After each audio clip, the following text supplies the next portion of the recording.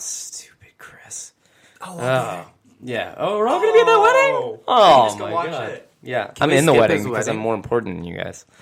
Anyways. I'm going to go watch the movie. Enjoy the wedding. Let's talk about this. So, that is really a bummer, though. Man, that's a terribly timed wedding. All right, so Shout out to Chris. Marvel Studios president Kevin Feige has revealed that the sequel to Spider-Man Homecoming will mark the start of the Marvel Cinematic Universe's fourth phase, and has revealed some plot details about the 2019 movie. It goes on to say, this is from Joe Screbbles, again, who is just on fire at IGN, writes all the articles, apparently. Speaking to IO9, Feige explained that the as-yet untitled follow-up fourth Avengers movie will mark the unprecedented conclusion to a 22-movie overarching narrative. After that, Homecoming 2, or whatever it turns out to be called, will start the next phase of the MCU. Feige says, so much happens in the third and fourth Avengers movies, as you can imagine. And so much is affected by it that we felt, what better person to hold your hand and lead you into the next incarnation of the MCU in a grounded, realistic manner than Peter Parker. So coming out 2 months after the untitled Avengers, much of what the next, quotes. So, Spider-Man apparently is here for the long haul in the MCU. There had been rumors that it might be like a 2-movie deal, and then he goes back to Sony, and then he's not in the MCU anymore. But it sounds like Marvel is at least taking the steps necessary to remain in creative control of Spider-Man. Is that a good thing? Is that a bad thing? When you say MCU, I keep thinking of like a police precinct. Yeah. Get him over to the MCU! Hey, welcome to the... Why is it like a 1920s... So... We gotta make sure alcohol stays prohibited. Yeah, sure. I think him staying in the universe is extremely... It just doesn't make sense for him not to be in it. First of all, he's the number one... so we had the Golden Age with Batman and Superman back in the 30s and 40s, and then you had the Silver Age with Spider-Man. And Spider-Man was such an influential role in the Civil War, so it's kind of weird and different for him to be like a child and not part of the Avengers at that moment. But for him to be there for the long run, everybody loves Spider-Man. I mean, who doesn't like that character? And for him to be such an influential member, and for watching him grow from a high schooler, most likely to a college student, and beyond, it'd be nice to see a successful ongoing story plot, because they've tried it in the past and have not been successful. So I'm happy to see it. My only complaint about the movie is, like, does Tony Stark have to be in every freaking Marvel movie? Can he not be in every one? I do love him. I love him as Iron Man. Like, he's good in him. And, like, Iron Man Spider-Man is a classic team-up, you know? And Feige also went on to say that in the sequel to this Spider-Man Homecoming, there will be another Marvel character that makes a guest appearance in a similar role, and that's going to be sort of the formula for these Spider-Man movies moving forward. But team-ups have always been a cool part of the comics, and I think that's fine with me as long as it doesn't get overcrowded. Well, my one question, and I was talking with my boss about this, since Spider-Man is actually kind of teaming up with Tony, which is different than the comic books, because I believe in the comic books he was on the side of Captain America when it came to the Accords. So he did not want to side the Accords. In this movie, he's teaming up with Tony. Is Tony going to make him sign the Accords, or is he going to be like, just stay in New York, don't go international, and just stay on their radar and don't worry about the Accords, which is then going against Tony's beliefs. Mm-hmm. So I'm curious on how they're going to address that, or if they're going to ignore it about the Accords. That's my biggest question with that movie.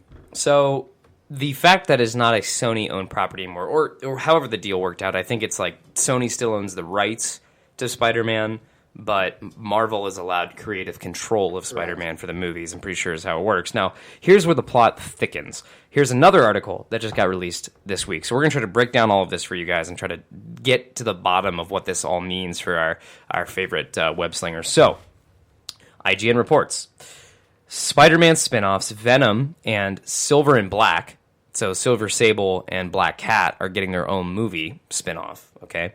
So Venom, starring Tom Hardy, if you might remember, we talked about that on the podcast, I think, a few weeks back. Mm-hmm. And then Silver Sable and Black Cat are standalone movies separate from the MCU. So these Sony-produced movies are going to be separate from the MCU and just star Venom and then Black Cat and Silver Sable, which, you know, these three characters are central to Spider-Man. I mean, absolutely central. And Wyatt, you're our resident Spider-Man expert. I mean, that's a bit of a bummer that we know that in the next Spider-Man movie, at least as it stands right now, we're never going to see the Spider-Man versus Venom battle that we've been promised. I mean, Spider-Man versus Venom is like saying Batman versus the Joker. Well, I know you could like make the argument Doc Ock or somebody like that, but in terms of what we remember as 90s kids reading comics and 90s kids, growing up with, Maximum Carnage and games like that, you remember Venom as like the ultimate anti-hero, and they fucked Venom hard on Spider-Man 3, so like wipe that from your memory. But they have the opportunity that they could have come back and used Venom as like a worthwhile character, but it looks like they're wasting it, and it's just going to be a Sony only movie. Now, Tom Hardy as Venom, that's awesome. That's going to be great, but what are your thoughts on that not being connected? I don't know, because like Venom's never really been a part of the Avenger timeline, the Avenger saga. So I guess I don't know when Spider-Man 2 comes off and starts off the next phase of that era of Marvel, what direction are they going to go with that? And I just don't picture a singular bad guy being a part of that whole realm. In Black Cat, I mean, not really sure. I'm not really super. You're right. I'm more upset with the Venom Spider-Man never happening. But you never know what's going to happen in the future. What changes they might make. We thought 5 years ago, Spider-Man would never ever see the light of day in an Avengers movie, and look where we are now. Mm-hmm. So we could be surprised. They are going to be a little convoluted, but I just don't. When you look at the Avengers saga, I don't see where Venom would eventually fit. Here's my next question. Do you buy it? Do you even buy this? Do you think that bullshit, like, okay, you are going to make your Sony-produced movie of Venom and your Sony-produced movie of Black Cat and Silver Sable, but then a few years from now, you're not going to go back to Disney and be like, hey, remember how we gave you Spider-Man? We built our own universe. We wanted to be able to cross between the Sony universe and the Marvel Cinematic Universe.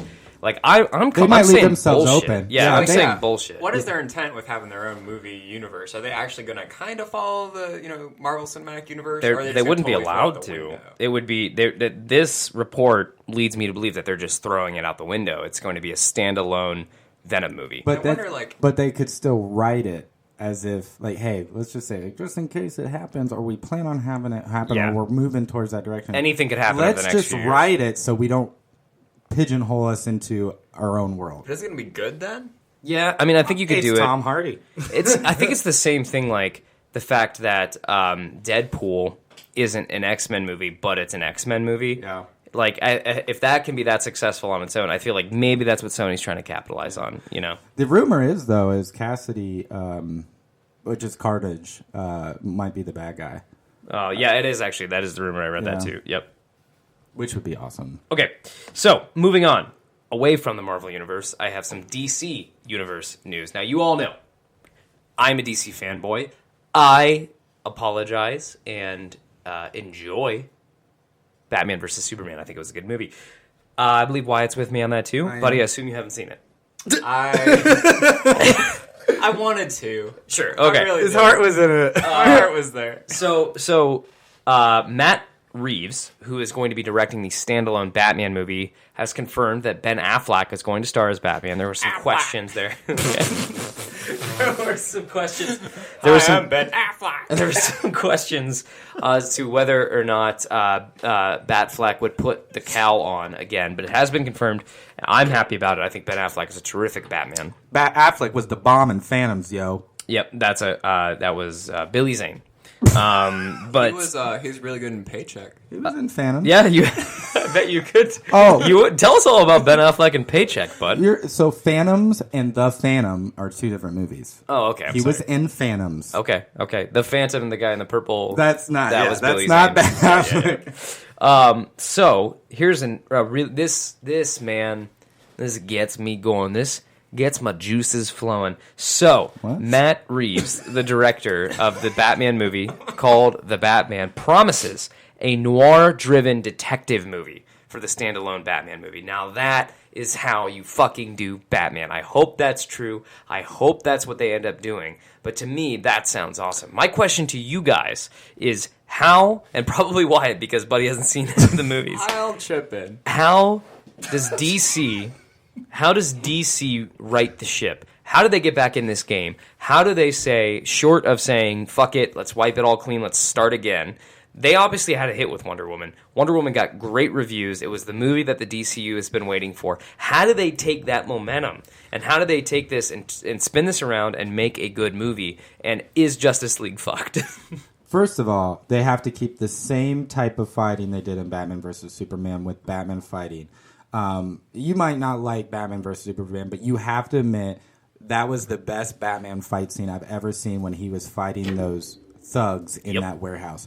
It was a lot of gadgets. It was brawling. It wasn't ninja bullshit like in the Nolan movies. I like the Nolan movies, but that was brawling and a lot of gadgets, and it was so cool. He might have killed a few people, but you know what? We forgive him. So I think people you should get past the killing thing, because in the Dark Knight Returns comic book series, he kills fuckers just left and right. Depending on the comic book arc you read, I think a lot of people want to look at the Nolan movies, where the Nolan movies used it as a plot point that Batman won't kill anybody. You don't think he didn't kill the guy in the driving the dump truck when he shoved him into the ceiling? Yeah, that man is dead. Yeah, so don't tell me he didn't kill anybody in that. The second thing that I think is going to be important, and my question for you, who's the villain?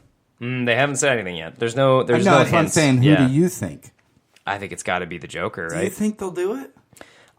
So that kind of leads me into my next news story. Because the Joker has already been around, and we've seen him in Batman versus We've Superman. even seen Batman fight him in Suicide Squad.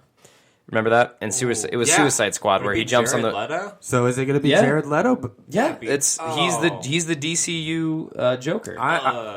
I thought he was good. I didn't hate him. I didn't love him. I thought he was his. They just shit on his role in it. Yeah, way better in 30 Seconds to Mars.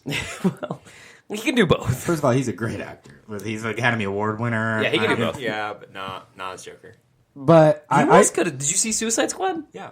What do you do? Yes, I did see a movie. Okay. So, what do you think of Clayface, but not as he's Clayface, but not supernatural kind of thing? It's just a guy that can do a lot of disguises. There aren't and a lot he's a criminal guy, right?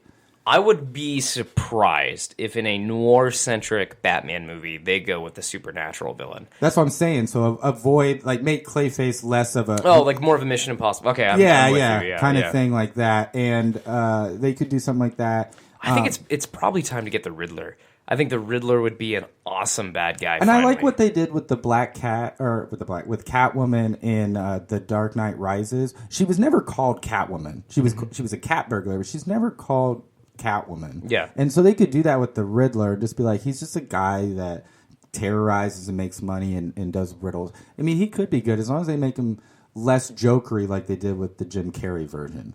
Yeah, so, anyways, I think that's a great start. We do know that Joss Whedon is going to be directing a Batgirl movie, and he's come in to sort of help with the final editing process. He's coming in to lend his directing skills for Justice League. So Joss Whedon is involved, and that means I'm a happy guy. But also, we are now hearing about a film which has been known about for some time, but Gotham City Sirens is also coming out.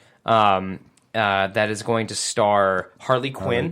It's going to have Batgirl, Barbara Gordon, and it's going to have Poison Ivy. I think it's Poison Ivy. What is the name? What's the actress that plays Harley Quinn? Margot Robbie. My girlfriend and I both have a deal that if either of us see Margot Robbie, we're allowed to cheat on each other. Yeah, even she will. She'll leave. Too. She'll leave. Margot Robbie has a girlfriend, and you want in on this deal? I have a deal with my imaginary girlfriend. But anyways, it's now rumored. Someone asked during an interview with Jared Leto. They asked Jared Leto, and while he was promoting his new documentary series on HBO called The Defiant Ones, they asked him whether his Joker would be in a DC film. Jared Leto said, "I have no idea. Maybe I know, but I can't confirm or deny." He continued, "There are a lot of moving parts with that stuff, and we'll see what happens next." So I mean, yeah, he's going to be in. You can't have Harley Quinn in a movie without the Joker, and you can't have the Joker in a movie without Harley Quinn. Is that fair to say? In my opinion. You can have a Joker movie without Harley Quinn. Okay, maybe that's fair. Yeah. But you can't have a Harley Quinn movie without the Joker. Correct. What I didn't like about the Suicide Squad is that there's no way the Joker would go out of his way to save Harley Quinn. And the deleted scene supposedly showed his disdain for her. Not disdain, but his lack of caring about her. And they deleted those scenes, and that was what Jared Leto was upset about. I heard a lot of the Joker's time got cut I don't think he wasn't upset about his time being cut. I think he was upset with the way the cuts made his character look.